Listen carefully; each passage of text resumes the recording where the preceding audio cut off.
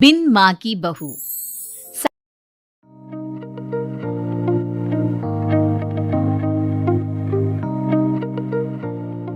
साक्षी के पैदा होते ही उसकी माँ गुजर जाती है, जिसके बाद उसके पिता आलोकनाथ अकेले ही उसका पालन पोषण करते हैं। 16 साल की उम्र से ही साक्षी ने घर चलाने के लिए नौकरी शुरू कर दी थी। बेटी से बढ़कर एक बेटे की तरह वो अपने पिता को कंधे से कंधा मिलाकर काम में हाथ बटाती रहती है। साक्षी, मेरे होते हुए तुझे नौकरी करने की कोई जरूरत नहीं है। तेरे हर शौक पूरे करने के लिए मैं अभी जिंदा हूँ। और आपकी शौक का क्या पापा? आपके भी तो कुछ शौक होंगे ना, मुझे वही सब पूरे करने हैं। मेरे शौक का क्या बेटा, मैं तो बूढ़ा हो चुका हूँ। मेरे शौक तो तेरी माँ के साथ ही कब के मर चुके हैं। अब तो सिर्फ एक ही सपना है मेरा कि जल्दी से किसी अच्छे लड़के को देखकर तेरी शादी करा दूं। क्या पापा, आपकी हर बात मेरी शादी पर आकर ही क्यों अटक जाती है? अगर मैं चली गई तो आपका ख्याल कौन रखेगा? इसलिए मैं आपको छोड़कर कहीं नहीं जाऊंगी। अरे बेटा, एक ना एक दिन हर लड़के को जाना ही पड़ता है। तुझे भी जाना तो होगा ही।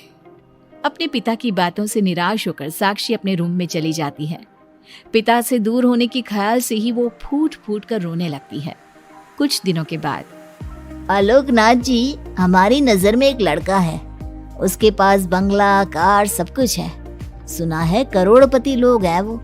आप कहे तो आपकी बेटी के लिए बात करूं? अरे लेकिन हमारे इतने बड़े परिवार में अपनी बेटी ब्याहने की हैसियत नहीं है। उन सब की चिंता मत कीजिए। उन लोगों को दहेज वगैरह कुछ नहीं चाहिए।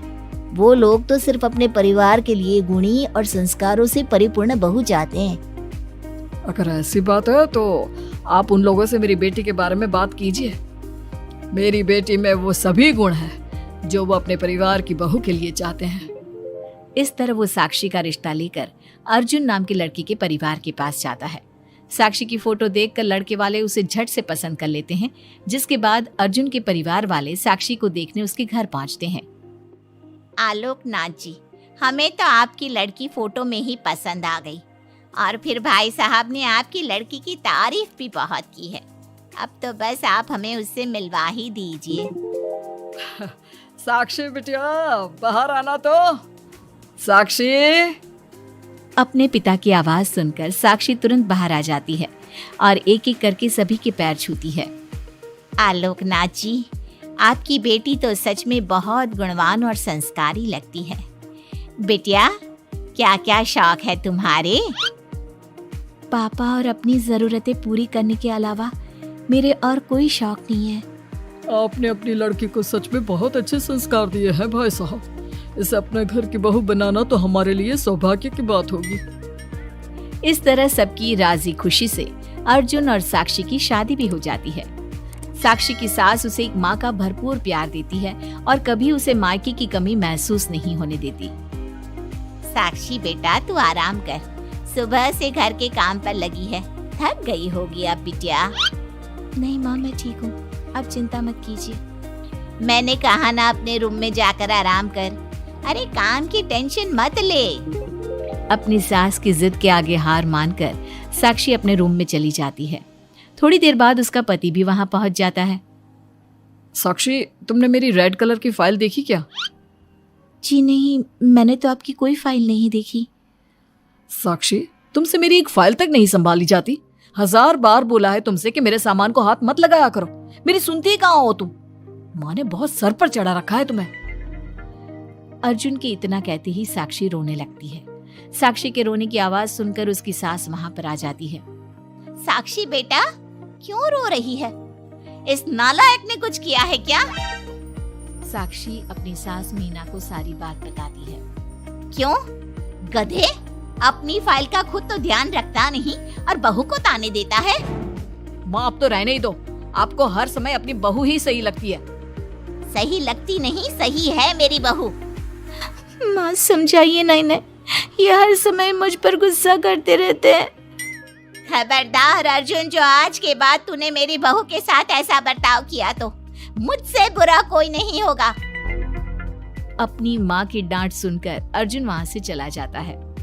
बहू, अगर दोबारा ये तुम्हें ऐसा कुछ कहे तो तुम मुझे आकर फौरन बोल देना। मैं हमेशा तुम्हारे साथ खड़ी रहूंगी बेटा। माँ आप सच में बहुत अच्छी हो। मुझे बचपन से लेकर आज तक कभी एक माँ का प्यार नहीं मिला, लेकिन जब से आप मुझे मिली हैं तब से मुझे माँ की कमी कभी महसूस नहीं हुई। अरे पगली, मैं भी तो तेरी माँ ही हूँ, और मेरे होते हुए अब तुझे कभी अपनी माँ की कमी महसूस नहीं होगी। एक दिन साक्षी, अब मैं तंग आ चुका हूँ तुमसे। भगवान के लिए मुझसे दूर रहा करो। अब मुझे ना चिढ़ होने लगी है तुमसे।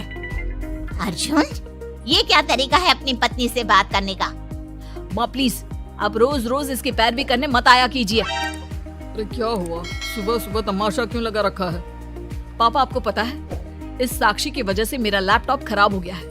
ऑफिस का पूरा डाटा इसी में था, और देखिए ना, इसने उसमें चाय गिरा दी। अब मैं अपने बॉस को क्या जवाब दूंगा? माँ मेरा यकीन कीजिए, मैंने जानबूझकर चाय नहीं गिराई। मैं तो इन्हें दे रही थी चाय, लेकिन इन्होंने ही ठीक से नहीं पकड़ी। अच्छा, तब इसमें भी मेरी ही गलती है। वाह साक्षी वाह। अर्जुन, तू बहू पर इतना क्यों भड़क रहा है? अब जो हो गया सो हो गया। सुन लेना ऑफिस में थोड़ी सी डांट। अब अपनी बीवी के लिए इतना तो कर ही सकता है ना तू। मैं आपके लिए दूसरा लैपटॉप ले आऊंगी, आप परेशान मत होइए। कोई जरूरत नहीं है उसकी, मैं खुद ले लूंगा। मेहरबानी करके अब मेरे सामान से दूर रहना। इतना कहकर अर्जुन वहां से चला जाता है, जिसके बाद साक्षी फूट फूट कर रोने लगती है। चुप हो जा बेटा, उसकी बातों का बुरा मत माना कर। अरे वो तो पागल है। मीना के इतना कहते ही साक्षी उसे कसकर गले लगा लेती है। माँ, आप नहीं होती तो मेरा क्या होता? मैं बहुत भाग्यशाली हूँ जो भगवान ने मुझे सास के रूप में मेरी माँ लौटा दी है।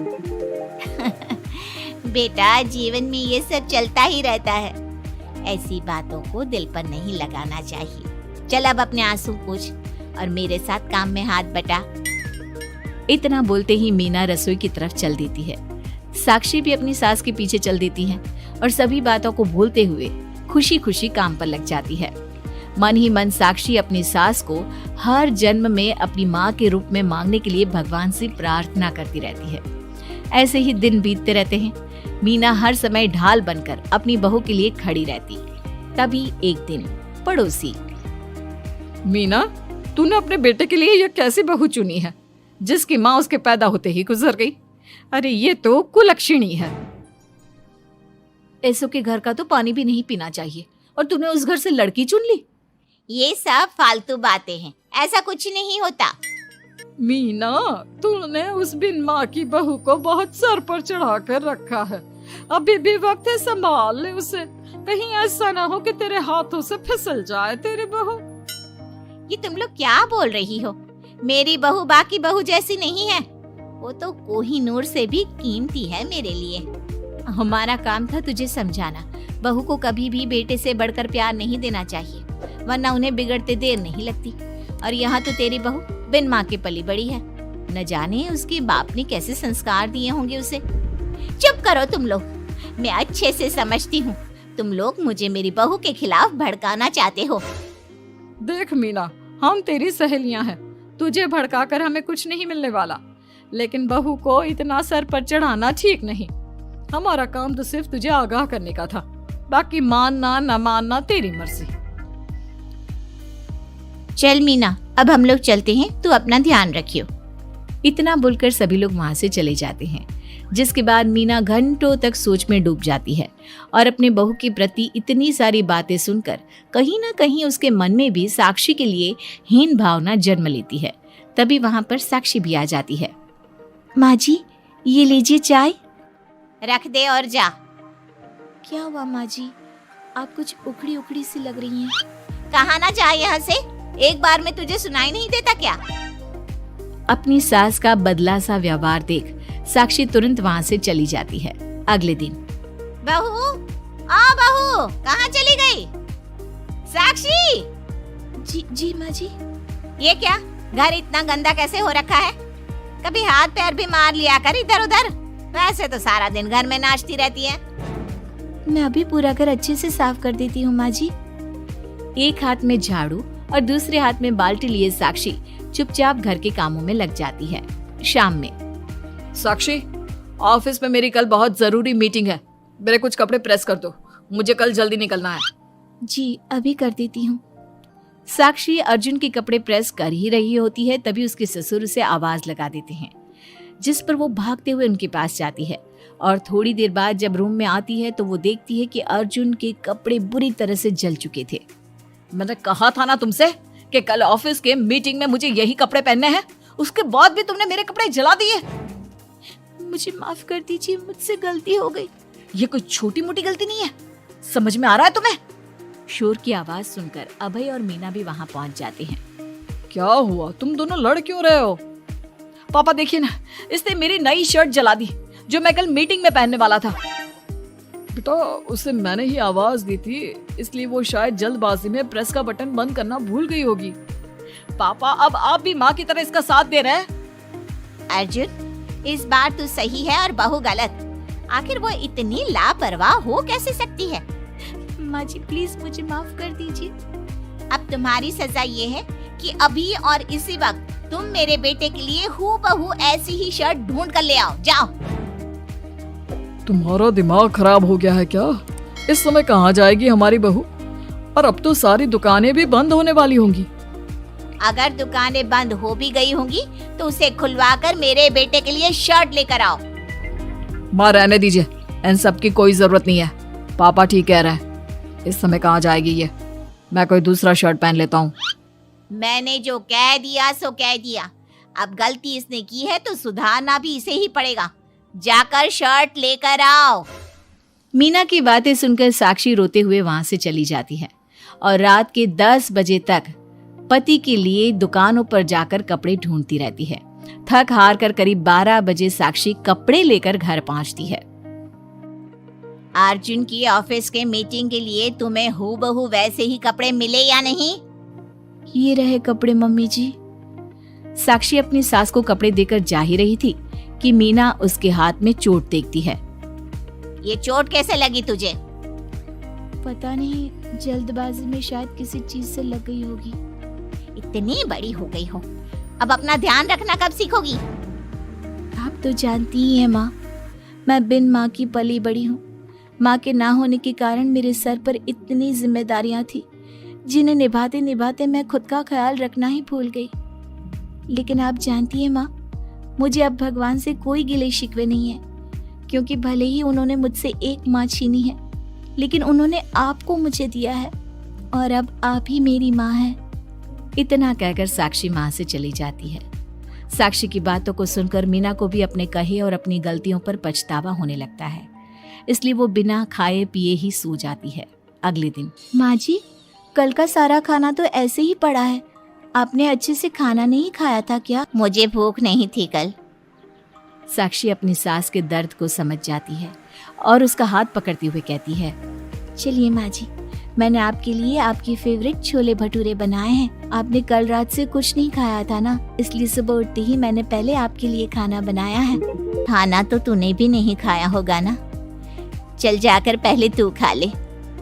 माँ जी क्या हम साथ बैठकर खाना नहीं खा सकते प्लीज?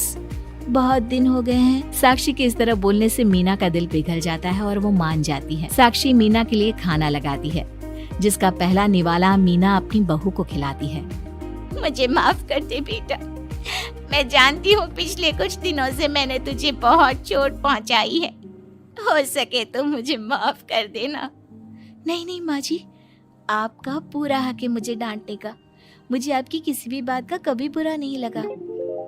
अपनी सहेलियों की बातों में आकर मैंने अपने दिल में तेरे लिए नफरत पाल ली थी, लेकिन कल जब तुझे रोते बिलखते देखा तो मेरी ममता फिर से लौट आई।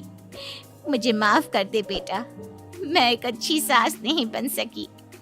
किसने कहा आपसे कि आप अच्छी सास नहीं हैं? आप तो वर्ल्ड की बेस्ट सास हो, और सच कहूं उससे भी बढ़कर बेस्ट बेस्ट बेस्ट बेस्ट मेरी माँ हो आप। इतना कहकर साक्षी अपनी सास को गले लगा लेती है और उसके बाद दोनों पहले की ही तरह हंसी खुशी साथ रहने लगते हैं।